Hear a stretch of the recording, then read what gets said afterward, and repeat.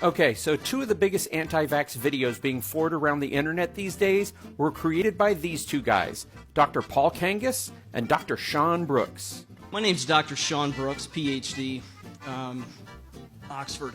So Sean Brooks is a PhD from Oxford?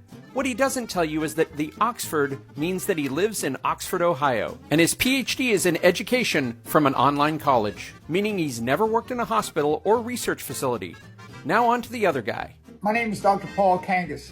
Paul Kangas likes to call himself doctor too, but if you look on his Twitter profile, you'll see that he graduated from something called Clayton Medical College in 2010.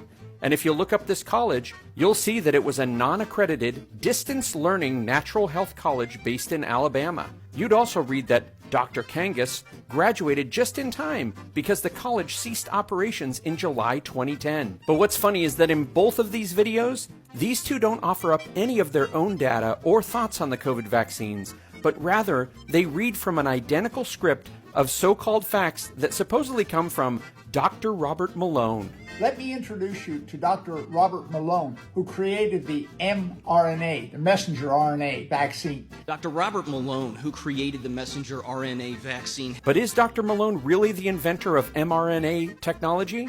Well, not according to this article. He's more like a guy who wrote a couple of papers over 30 years ago on the possibilities of this technology.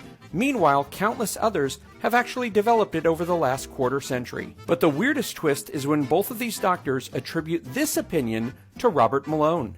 He said, no one should take the jab ever, for any reason, under any circumstances whatsoever. Has said no one should ever take these jabs ever, under any circumstance whatsoever. So no one should take the vaccine ever, according to him, under any circumstances? Well, you might want to mention that to Robert Malone himself, because he says this. I took Moderna twice. That's right.